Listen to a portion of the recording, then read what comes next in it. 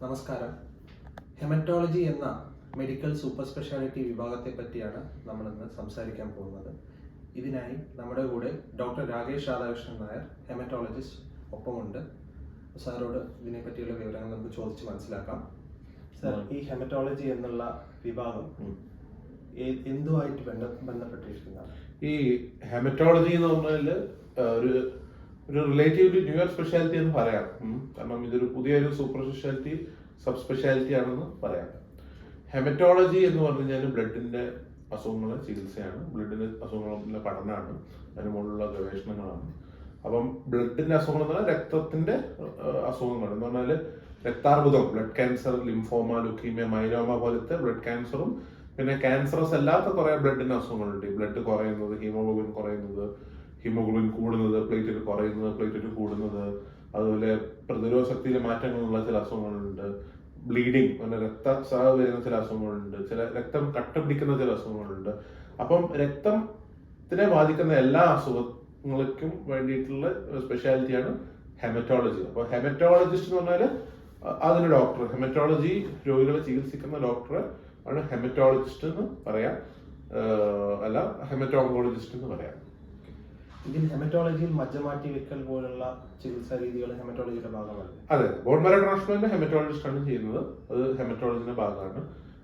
ലുക്കീമിയന്റെ chemotherapy, ലിംഫോമയിലെ chemotherapy, മൈലോമയിലെ anti myeloma therapy, പിന്നെ പല ബ്ലഡ് ക്യാൻസേഴ്സിനും കീമോ അല്ലാത്ത ചികിത്സകളും ഹെമറ്റോളജിസ്റ്റ് ആണ് ചെയ്യുക. പിന്നെ ഞാൻ പറഞ്ഞ പോലെ ബ്ലഡ് ക്യാൻസർ അല്ലാത്ത പല അസുഖങ്ങളുണ്ട്. ഈ അപ്ലാസ്റ്റിക് അനീമിയ, പിന്നെ haemophilia, thalassaemia, sickle cell anaemia, RBCനെ ബാധിക്കുന്ന പല അസുഖങ്ങളും, WBCനെ ബാധിക്കുന്ന പല അസുഖങ്ങളും, WBC വൈറ്റ് ബ്ലഡ് സെൽസിനെ ബാധിക്കുന്ന, പ്ലേറ്റ്ലെറ്റിനെ ബാധിക്കുന്ന പല അസുഖങ്ങളും, ഇതിനൊക്കെ ഹെമറ്റോളജിസ്റ്റാണ് ചികിത്സിക്കുക. ഈ ഹെമറ്റോളജി എന്നുള്ള സൂപ്പർ സ്പെഷ്യാലിറ്റി എടുക്കണമെങ്കിൽ അതിന്റെ ഒരു ജേർണി എങ്ങനെയാണ്? ഹെമറ്റോളജിസ്റ്റ് ആവണമെങ്കിൽ ആദ്യം MBBS കഴിയണം. അത് കഴിഞ്ഞിട്ട് MD ഇന്റേണൽ മെഡിസിനോ അല്ലെങ്കിൽ പീഡിയാട്രിക്സോ ചെയ്യണം. അത് കഴിഞ്ഞിട്ട് DM ക്ലിനിക്കൽ ഹെമറ്റോളജി ചെയ്യണം. അങ്ങനെയാണ് ഒരു ഹെമറ്റോളജിസ്റ്റ് ആയി മാറുക യൂഷ്വലി. അപ്പം കുറെ കാലം എടുക്കും ഹെമറ്റോളജിസ്റ്റ് ആവാൻ വേണ്ടി. ഡിഗ്രി ഒക്കെ എടുത്ത് കഴിയുമ്പോഴത്തേക്കേ ഹെമറ്റോളജിസ്റ്റ് ആവുള്ളൂ. പക്ഷെ ഇതാണ് അതിന്റെ പാത്രതാണ്. എന്റെ ജേർണി, ഞാൻ MD AIIMS, all India institute of medical sciences ന്യൂഡൽഹിയിലായിരുന്നു ചെയ്തത്, ഇന്റേണൽ മെഡിസിൻ ആയിരുന്നു ചെയ്തത്. പിന്നെ ഞാൻ എയിംസ് ഡൽഹിയിൽ തന്നെ ഹെമറ്റോളജിയിൽ DM ചെയ്തു. പിന്നെ ഞാൻ ഡൽഹിയിലായിരുന്നു കുറെ കാലം വർക്ക് ചെയ്തു. പിന്നെ ഞാനിപ്പം മൈത്ര ഹോസ്പിറ്റൽ കാലിക്കറ്റിലേക്ക് ഷിഫ്റ്റ് ആയി. ഈ ഹെമറ്റോളജി എന്ന് പറഞ്ഞാൽ സ്പെഷ്യാലിറ്റി, വേറെ സ്പെഷ്യാലിറ്റി റുമറ്റോളജി, ഇതൊന്നും ആൾക്കാർക്ക് മനസ്സിലാവാത്ത ഒരു സ്പെഷ്യാലിറ്റി. അവരുടെ പേര് കേട്ടിട്ട് ആൾക്കാർക്ക് പരിചയം ഉണ്ടാവില്ല. ഈ നെഫ്രോളജി, ഗാസ്ട്രോ എൻട്രോളജി, പൾമനോളജി എന്നൊക്കെ പറഞ്ഞ ആൾക്കാർക്ക് കോമൺ ആയിട്ടുള്ള സാധനങ്ങളാണല്ലോ. ഈ റുമറ്റോളജി എന്ന് പറഞ്ഞാൽ വാദത്തിന് അസുഖം, ഹെമറ്റോളജി എന്ന് പറഞ്ഞാൽ രക്തത്തിന് അസുഖം. ഇതൊന്നും മലയാളത്തിൽ അങ്ങനെ എളുപ്പത്തിൽ മനസ്സിലാക്കുന്ന ഇതല്ല. അപ്പം അതൊരു പ്രത്യേക നല്ല സ്പെഷ്യാലിറ്റിയാണ്. ഇതിൽ ഏറ്റവും ഇൻട്രസ്റ്റിംഗ് പാർട്ട് എന്ന് പറഞ്ഞു കഴിഞ്ഞാല് പൾമനോളജി എന്ന് പറഞ്ഞാൽ ചെസ്റ്റിന് സ്പെഷ്യാലിറ്റി ആണല്ലോ, കാർഡിയോളജി എന്ന് പറഞ്ഞാൽ ഹാർട്ടിന് സ്പെഷ്യാലിറ്റി. ഈ ബ്ലഡിന് അസുഖങ്ങളുടെ പ്രത്യേകത എന്ന് പറഞ്ഞാൽ ബ്ലഡ് എവിടെയൊക്കെ ഒഴുകും, ബോഡിയിൽ എല്ലാ ഭാഗത്തും ഒഴുകും. അപ്പൊ ഈ ബ്ലഡിന് അസുഖം ഉണ്ടെങ്കിൽ ഏത് ഓർഗനിലും അതിന്റെ മാനിഫെസ്റ്റേഷൻ വരാം. ചില ആൾക്കാർക്ക് ബ്ലഡിന് അസുഖമായിരിക്കും, പക്ഷെ അവർക്ക് വരുന്ന സ്ട്രോക്ക് ആയിരിക്കും. ബ്രെയിനിൽ വേറെ എവിടെ മജ്ജയിലാണ് ബ്ലഡ് ഉണ്ടാക്കുന്നത്, പക്ഷെ എഫക്ട് ഉണ്ടാകുന്ന ബ്രെയിനില്ല. ചില ആൾക്കാർക്ക് മജ്ജയിലായിരിക്കും അസുഖം ബ്ലഡിന്റെ, പക്ഷെ രക്തസ്രാവം വരുന്നത് കുടലിലോ അല്ലെങ്കിൽ തലച്ചോറിലായിരിക്കും. അപ്പൊ ബ്ലഡിന്റെ അസുഖത്തിന് പ്രത്യേകത പറഞ്ഞാല് അത് എവിടെ എവിടെയും ബാധിക്കാം. പിന്നെ രക്തത്തിന് അസുഖത്തിന് വേറെ പ്രത്യേകത പറഞ്ഞാൽ ഇപ്പൊ ഒരാൾക്ക് ബ്ലഡ് ക്യാൻസർ വന്നാല് എല്ലാ സ്ഥലത്തും ഉണ്ടാവുമല്ലോ. ബാക്കിയുള്ള ക്യാൻസേഴ്സ് പോലെ സ്റ്റേജ് ഇമ്പോർട്ടന്റ് ആണെങ്കിൽ അത്ര ഇമ്പോർട്ടന്റ് അല്ല. പല സ്റ്റേജ് 4 ക്യാൻസേഴ്സ് ട്രീറ്റ് ചെയ്യാൻ പറ്റും. പലരും ക്യൂർ ആവാം, എല്ലാം ക്യൂർ ഒന്നും ആവില്ല, പക്ഷെ ശ്രമിച്ചാൽ പലതും ക്യൂർ ആവാനുള്ള സാധ്യതയുള്ള അസുഖങ്ങളാണ്. അതില് മരുന്നും ബ്ലഡ് വഴിയാണ് പോവാ. അപ്പൊ എവിടെയൊക്കെ ബ്ലഡ് പോകുന്നു അവിടെയൊക്കെ മരുന്നും പോകും. അപ്പൊ അതാണ് അതിന്റെ വ്യത്യാസം. ഇതൊരു ലോക്കലൈസ്ഡ് സ്പെഷ്യാലിറ്റി അല്ല, ഇത് ഏത് രീതിയിലും അതിന്റെ മാനിഫെസ്റ്റേഷൻസ് വരാം. എല്ലാ ട്രീറ്റ്മെന്റും സിസ്റ്റമിക് ട്രീറ്റ്മെന്റ് ആണ്. ഭയങ്കര ഇൻട്രസ്റ്റിംഗ് ആയിട്ടുള്ള ഒരു സ്പെഷ്യാലിറ്റി ആണ്. കാരണം എന്താ പറഞ്ഞു കഴിഞ്ഞാല് നമ്മള് ബ്ലഡിന് ഇമ്പോർട്ടൻസ് പറഞ്ഞു കഴിഞ്ഞാൽ പലരും സിനിമകളിലോ എല്ലാത്തിലും നമ്മൾ പലരും ബ്ലഡ് കൊണ്ട് സൈൻ ഒക്കെ ചെയ്യില്ലേ, ബ്ലഡ് കൊണ്ട് സൈൻ ചെയ്യുക. പലവരും നമ്മൾ കണ്ടിട്ടില്ല, കല്യാണം വരെ ബ്ലഡിന്റെ വെച്ചിട്ട് സിന്ദൂരത്തിന് പകരം ചെയ്യുന്ന. അപ്പൊ ബ്ലഡ് ഭയങ്കര ഇമ്പോർട്ടൻ്റ് ആയ ഇതാണ്. അപ്പം ആക്ച്വലി നമ്മൾ നോക്കുകയാണെങ്കിൽ ഈ ബോഡിയിലെ എല്ലാ ഓർഗൻ വർക്ക് തന്നെ ചെയ്യുന്നത് ബ്ലഡിന് വേണ്ടിയിട്ടാണെന്ന് തോന്നുന്നു നമുക്ക്. ഫോർ എക്സാമ്പിൾ ഹാർട്ട് എന്തിനാ നമ്മുടെ ബോഡിയിൽ ബ്ലഡ് പമ്പ് ചെയ്യാൻ അല്ലേ? അപ്പോൾ അതാണ് ഞാൻ പറഞ്ഞത്, ഭയങ്കര ഒരു സ്പെഷ്യാലിറ്റി ആണ്. അപ്പോൾ എല്ലാ ഓർഗനും ഇമ്പോർട്ടൻ്റ് ആണ്, എല്ലാ സ്പെഷ്യാലിറ്റി ഇമ്പോർട്ടൻ്റ് ആണ്. പക്ഷെ ഇത് ഭയങ്കര വ്യത്യസ്തമായ ഒരു സ്പെഷ്യാലിറ്റി ആണ്. ഇതിന് പിന്നെ വളരെ ഇൻട്രസ്റ്റിംഗ് ആയ കാര്യം എന്ന് പറഞ്ഞാൽ ഈ ബ്ലഡിന്റെ സ്പെഷ്യാലിറ്റി പലരും പറയുന്ന സ്പേസ് പ്രോഗ്രാം ഓഫ് മെഡിസിൻ ആണ്. കാരണം പല ലേറ്റസ്റ്റ് ഗവേഷണങ്ങളും റിസർച്ചും ഒക്കെ കണ്ടുപിടിക്കുന്നത് ബ്ലഡിന്റെ അസുഖങ്ങളാണ്. പല ക്യാൻസേഴ്സിന്റെയും ക്യൂർ വരെ കണ്ടുപിടിച്ചത് ആദ്യം ബ്ലഡിന്റെ അസുഖങ്ങളിലാണ്. അപ്പം ബ്ലഡിന്റെ സ്പെഷ്യാലിറ്റി എല്ലാ സ്പെഷ്യാലിറ്റിക്കാട്ടും ഒരു ഇത്തിരി എക്സ്ട്രാ റിസർച്ചിൽ ഇത്തിരി മുമ്പോട്ട് നിൽക്കുന്ന സ്പെഷ്യാലിറ്റിയാണ്. അപ്പം ഭാവിയിൽ ഇനിയും അത് എന്താ പറയുക ഗ്രോ ചെയ്ത് ഇതാവേണ്ട കണ്ടീഷൻസ് ആണ് കാണുന്നത്. അപ്പം എന്തുകൊണ്ട് ഹെമറ്റോളജി ഇൻട്രസ്റ്റിംഗ് ആണെന്നുള്ളതിനുള്ള ഉത്തരം സാർ തന്നു. അതെ. അപ്പോൾ ഹെമറ്റോളജി എടുത്തു കഴിഞ്ഞാലുള്ള അതൊരു കരിയറായി എടുത്തു കഴിഞ്ഞാലുള്ള ചാലഞ്ചസ് എന്തൊക്കെയാണ്? ഹെമറ്റോളജി ഭയങ്കര ഒരു ഇൻട്രസ്റ്റിംഗ് ആൻഡ് റിഫ്രഷിംഗ് ആണെങ്കിലും വളരെ ചാലഞ്ചിങ്ങുമാണ്. ചാലഞ്ചിങ് ഇൻ ദ സെൻസ് എന്ന് പറഞ്ഞു കഴിഞ്ഞാൽ പലർക്കും ബ്ലഡ് ക്യാൻസർ ആയിരിക്കും നമ്മൾ ചികിത്സിക്കുക. അപ്പോൾ ഈ ബ്ലഡ് ക്യാൻസർ എന്ന് പറഞ്ഞു കഴിഞ്ഞാൽ ഒരു അൺപ്രഡിക്റ്റബിൾ ആയ അസുഖമാണ്. പല പേഷ്യൻസ് നമുക്ക് ക്യൂർ ചെയ്യാൻ ശ്രമിച്ചിട്ട് ക്യൂർ ആവും, ചിലർ ക്യൂർ ആവാത്ത അസുഖങ്ങളുണ്ട്, പലരും മിക്കവാറും കുറെ പേര് സർവൈവ് ആവാത്ത പേഷ്യൻ്റ്. അപ്പൊ നമുക്ക് ഇമോഷണലി വളരെ എന്താ പറയുന്നത്, നമ്മൾ പേഷ്യൻസ് ഒക്കെ ആയിട്ട് കുറെ കാലം ഇടപഴകുമ്പോൾ നമുക്ക് അവരോട് അറ്റാച്ച്മെന്റ് തോന്നി നമുക്കൊരു എന്താ പറയുക ഒരു മെന്റൽ ഇൻവോൾവ്മെന്റ്, ഇമോഷണൽ ഇൻവോൾവ്മെന്റ് കൂടുതലാണ്. അതിപ്പം നല്ലതാണോ എന്നും ചീത്തയാണോ എന്ന് പറയാൻ പറ്റില്ല, പക്ഷെ അതിൽ ലോങ് ടേം കോൺസിക്വൻസസ് എപ്പോഴും എല്ലാ ഡോക്ടേഴ്സിനും ഉണ്ടാവും. അങ്ങനെ ഇതിപ്പോ നമ്മളെ ഒരു ഫാമിലി മെമ്പറിനെ കാണുന്ന പോലെ തന്നെയാണ് എല്ലാ പേഷ്യന്റും കാണുന്നത്. അപ്പോൾ മെന്റൽ ഇമോഷണൽ സ്ട്രെസ് എന്തായാലും ഉണ്ടാകുന്ന ഒരു സ്പെഷ്യാലിറ്റിയാണ്. പിന്നെ വളരെ ഫാസ്റ്റ് സ്പെഷ്യാലിറ്റിയാണ്. ഈ ബ്ലഡിന് അസുഖമായതുകൊണ്ട് ഈ അസുഖം കൂടുന്നത് ഭയങ്കര റാപ്പിഡ്ലി ആയിരിക്കും.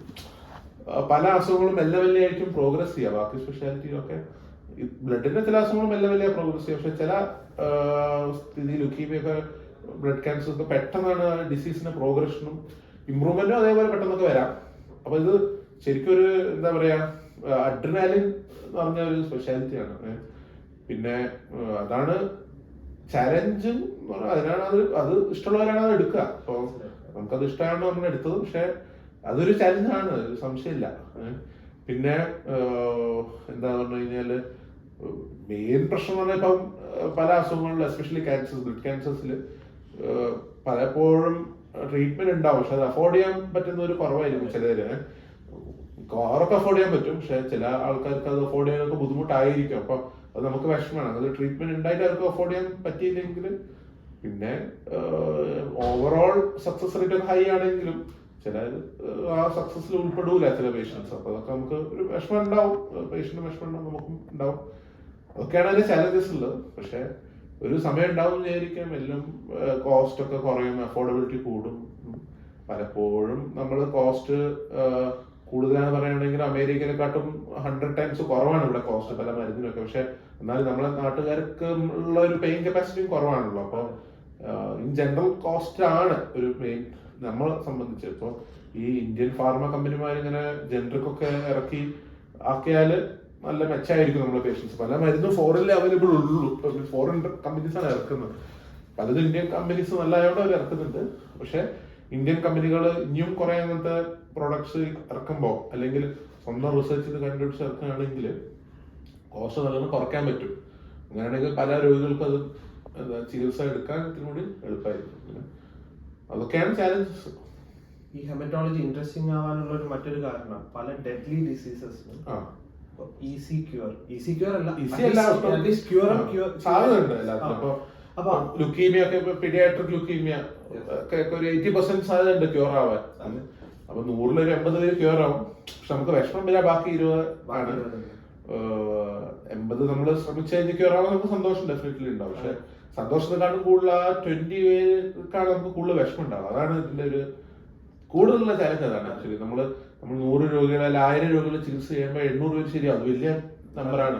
ആ രോഗികളെ സംബന്ധിച്ച് വളരെ ഹാപ്പിനെസ് ആണ്. പക്ഷെ ബാക്കിയുള്ള 1200 പേരുണ്ടല്ലോ അസുഖം തിരിച്ചു വരുന്നതും അങ്ങനെ അതൊക്കെ നമുക്കൊരു അത് അതെന്താ പറയുന്നത്, നമ്മളിങ്ങനെ കുറെ രോഗികളെ കാണുമ്പോൾ നമ്മൾക്ക് എല്ലാ രോഗികളും അറിയാലോ. അതെ. ഫാമിലിക്ക് വലിയ ഇമ്പോർട്ടന്റ് ആണ്, ഫാമിലി ആ ഒരു രോഗിനെ കാണുന്നുള്ളൂ. പക്ഷെ നമ്മൾ എല്ലാ രോഗികളും എല്ലാ ഫാമിലി എല്ലാം കാണുമ്പോൾ നമുക്ക് ഇത്തിരി കൂടി ഒരു ഇമോഷണലി അത് എഫക്ട് ചെയ്യും. വേറെ നിവൃത്തിയില്ല, അങ്ങനത്തെ ഒരു സ്പെഷ്യാലിറ്റി ആണ്. പക്ഷെ പോസിറ്റീവ് അതാണ്, പല ഡെഡ്ലി ഡിസീസസും ക്യൂർ ചെയ്യാം.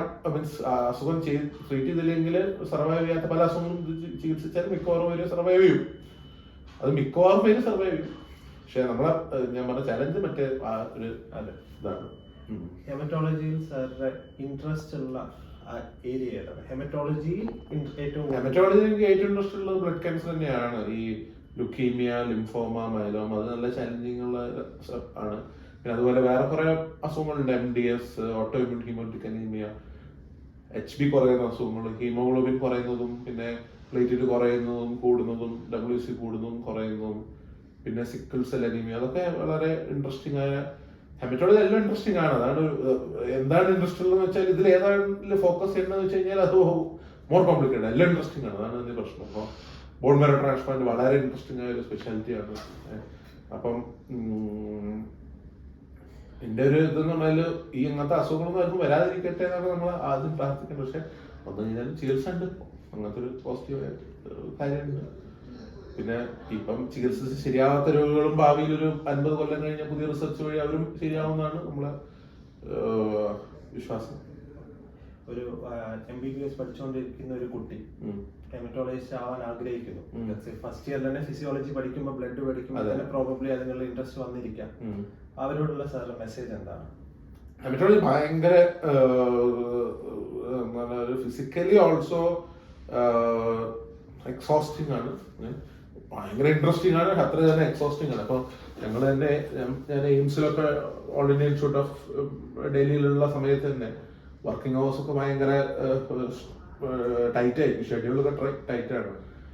പലപ്പോഴും നമുക്ക് എന്താ പറയാ, ഫുഡൊക്കെ കഴിക്കാൻ തന്നെ ഭയങ്കര ബുദ്ധിമുട്ടിട്ടൊക്കെയാണ് കഴിക്കുക. അതങ്ങനെ തിരക്കുള്ള കാരണമാണ് അവിടെ. പിന്നെ ഞാൻ പറഞ്ഞ emotional challenging also, not only physically, emotionally, mentally challenging. പക്ഷെ ഇതൊരു ഒബ്ജക്റ്റീവ് നല്ല സ്പെഷ്യാലിറ്റിയാണ്, പല ഡയഗ്നോസിസും ചെയ്യാൻ പറ്റും നമുക്ക്. നോൺ സ്പെസിഫിക് ആയിട്ട് ഒന്നുമില്ല. ഇത് നിങ്ങൾ ലൈഫിൽ ഹാർഡ് വർക്ക് ചെയ്യാൻ തയ്യാറുണ്ടെങ്കിലും നിങ്ങൾ കണ്ടിന്യൂസ്ലി അപ്ഡേറ്റഡ് ആവാൻ താല്പര്യമുള്ള ആളാണെങ്കിൽ ഇതിലും നല്ല സ്പെഷ്യാലിറ്റി വേറെ ഇല്ല.